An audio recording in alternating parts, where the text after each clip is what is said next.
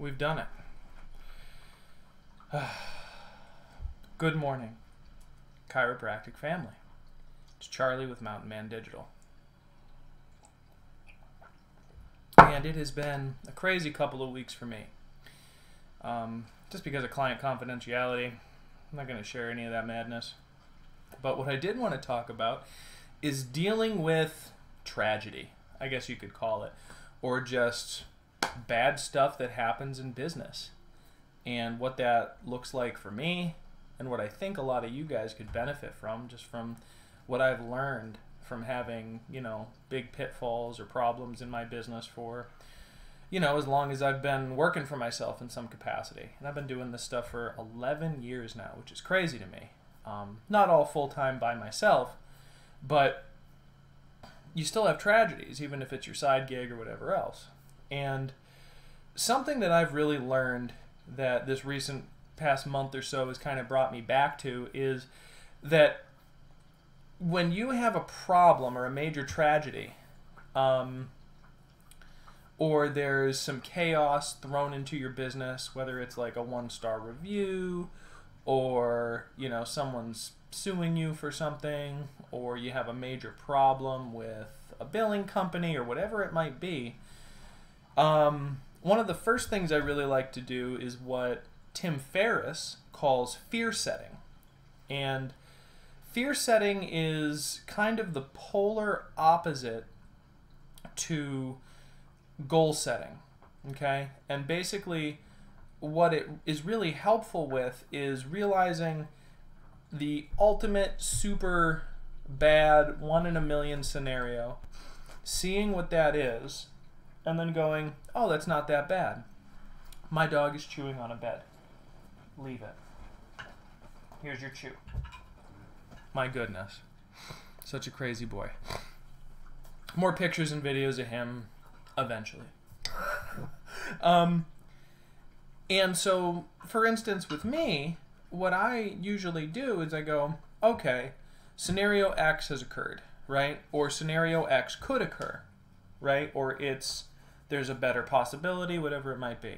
It's best to do this as early as possible, So, a good idea would be like, let's say someone leaves you a 1-star review on Google, okay?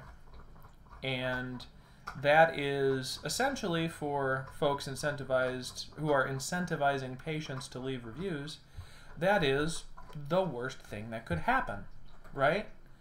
So then you got to think about, well, what are the ultimate super negative consequences of that occurring, right? Number one, you might lose your page rank. You might not be on the MAPS 3-pack, okay?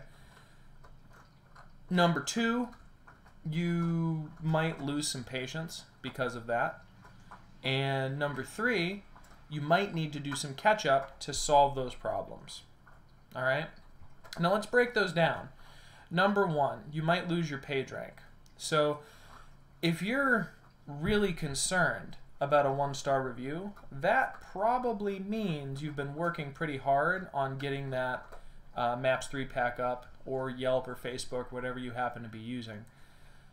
And if that's the case, then you probably already have 15, 20, 30 reviews on your listing. One 1-star review is not going to impact you as badly as you think, right? It's not as big a deal as you think it is. And that's really important to remember. Now, the second piece, right? You might lose some patients.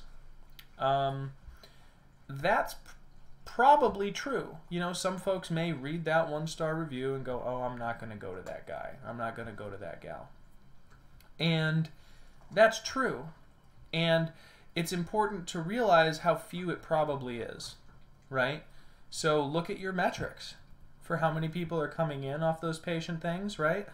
And then say, okay, 1 out of 30 isn't going to come, right? So how many patients is that a month? How many patients is that a year?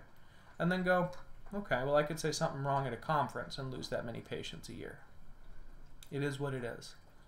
So once again, you're showing yourself that the 1 in a million disaster scenario for this 1-star review has a measured and marginally small effect. It's not going to kill you. Okay? And then the final piece was, of course, that you're probably going to have to work to get more reviews to level the playing field. And if anything, if you've been slacking on reviews, if you haven't been motivating your patients to leave you 5-star reviews, things like that, this scenario is actually like a mental opportunity because it forces you to look at the importance of those reviews. And it'll help you to be incentivized to get more. So that is fear setting. And I think that before disaster strikes, right, when you run your own business, you got to do your SWOT analysis. Strength, weaknesses, opportunities, and threats, right? And look at your weaknesses and look at your threats, okay? And then imagine, okay, based on that weakness, what is the worst thing that could happen? Is there a simple thing I can put in place to make sure it never does or almost never does, right? And do that for all your weaknesses. And then for your threats, right? How are these threats posing a real danger to my business? On a scale of 1 to 10, how much damage would they do? On a scale of 1 to 10, how possible is it that they would do that damage? You know, 1 being barely possible at all, 10 being it's going to happen immediately.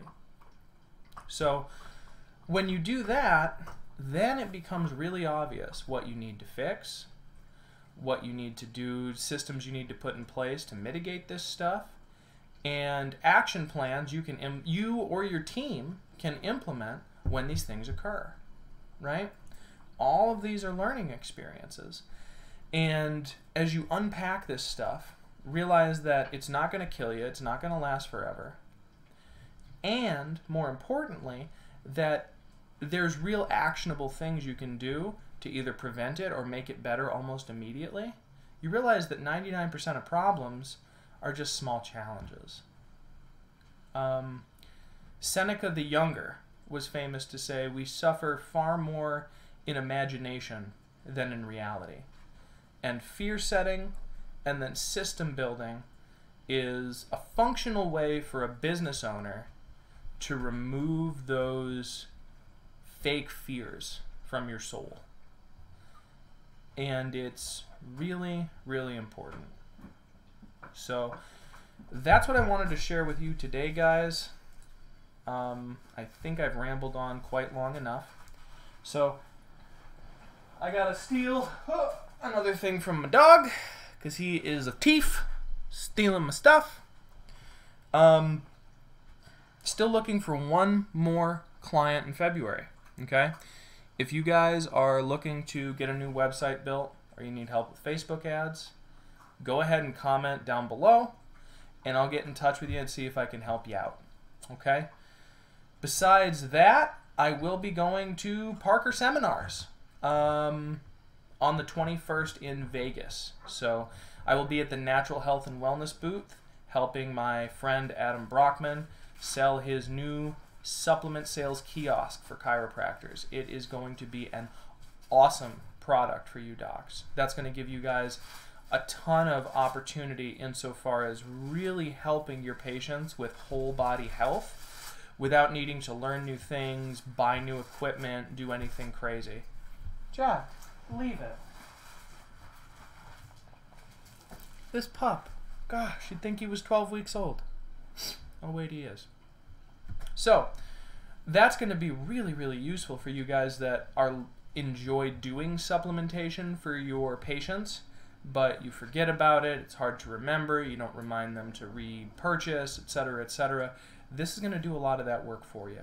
So I'm really excited to help you guys learn more about that. So keep an eye out for us at the Parker Seminars if you're going to be there, or I'm sure I'll be live, Adam will be live, the Natural Health and Wellness team will be live, and you'll be able to learn more like that too. So that's it for me today. Good to talk to you guys yet again. I'm sorry that the videos have been a little lax, but things have been crazy. So back at it now. More content, more fun. I'll talk to you guys tomorrow.